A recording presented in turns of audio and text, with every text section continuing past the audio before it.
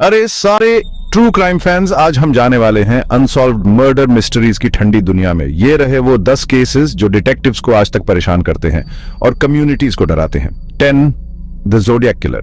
1960s के आखिर और 1970s के शुरुआत में नॉर्दर्न कैलिफोर्निया में ये रहस्यमय हत्यारा पुलिस को क्रिप्टिक लेटर्स और साइफर्स भेजकर उन्हें चिढ़ाता था। बहुत सारे सस्पेक्ट्स के बावजूद ज़ोडिएक की असली पहचान आज तक एक मिस्ट्री है। 9 द ब्लैक डालिया। 1947 में एलिजाबेथ शॉर्ट का शरीर लॉस एंजलिस में मिला। उनका बहुत बुरी तरह से मर्डर हुआ था। इस केस ने मीडिया का बहुत ध्यान खींचा, लेकिन कई सारे थ्योरीज के बावजूद उनके किलर को कभी आइडेंटिफाई नहीं किया जा सका। 8 जॉन बेनेट रैमसी। 1996 में 6 ईयर ओल्ड जॉन बेनेट का उनके कोलोराडो वाले घर में मर्डर, इस केस ने पूरे देश को हिला दिया था। शक की सुई उनके परिवार पर भी गई, लेकिन कोई अरेस्ट नहीं हुआ और केस ठंडा पड़ गया। 1 the long island serial killer. एक दशक से भी ज्यादा समय से लॉन्ग आइलैंड के गिलगो बीच पर बहुत से बॉडीज मिले हैं। विक्टिम्स की असली संख्या और किलर की पहचान आज तक अननोन है।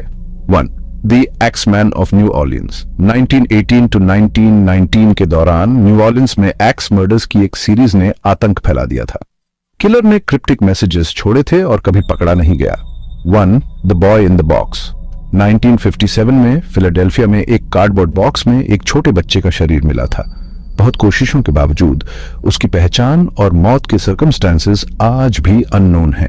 1 द कैडी कैबिन मर्डर्स। 1981 में कैलिफोर्निया के कैडी में एक कैबिन में 4 लोगों के शरीर मिले। उनका बहुत बुरी तरह से मर्डर हुआ था। कुछ लीड्स और सस्पेक्ट्स के बावजूद केस आज तक अनसॉल्व्ड है। 1 the highway of tears. British Columbia में हाईवे के एक सुनसान स्ट्रेच पर कई इंडिजिनस महिलाएं गायब हो गईं या उनका मर्डर कर दिया गया। दशकों से चले आ रहे ये केसेस ज्यादातर अनसॉल्व्ड हैं। 2 द हिंटरकाइफेक मर्डर्स। 1922 में जर्मनी में एक परिवार उनके ही फार्म पर मर्डर्ड पाया गया। कई थ्योरीज के बावजूद ये मिस्ट्री आज तक बनी हुई है कि आखिर किसने ये ब्रूटल हत्याएं की। 1 the Oakland county child killer. 1976 और 1977 के बीच मिशिगन के ओकलैंड काउंटी में 4 बच्चों को अगवा करके उनका मर्डर कर दिया गया। बहुत जांच पड़ताल के बावजूद किलर कभी नहीं मिला। ये अनसॉल्व्ड केसेस हमें जस्टिस की नाजुकता और शैडोज में छिपे उन रहस्यों की याद दिलाते हैं जो आज तक बने हुए हैं। चलिए इनमें से कुछ केसेस को और करीब से देखते हैं और उन थ्योरीज को एक्सप्लोर करते हैं जो सालों से सामने आई है। ज़ोडिएक किलर के क्रिप्टिक लेटर्स को अनगिनत एक्सपर्ट्स ने एनालाइज किया है, लेकिन कोई भी निश्चित रूप से कोड को क्रैक नहीं कर पाया है। कुछ का मानना है कि किलर एक डिसग्रंटल्ड लोनर था, जबकि कुछ को लगता है कि ये एक ग्रुप एफर्ट था। द ब्लैक डालिया केस ने कई किताबों और फिल्मों को इंस्पायर किया है। हर कोई अलग अलग सस्पेक्ट्स और मोटिव्स बताता है। कुछ थ्योरीज बताती हैं कि इसका संबंध हॉलीवुड के डार्क अंडरबेली से है, जबकि कुछ का इशारा पर्सनल वेंडेटा की ओर है। जॉन बेनेट रैमसी के केस में नई डीएनए टेक्नोलॉजी के साथ फिर से रुचि बढ़ी है, लेकिन जवाब आज तक नहीं मिले हैं।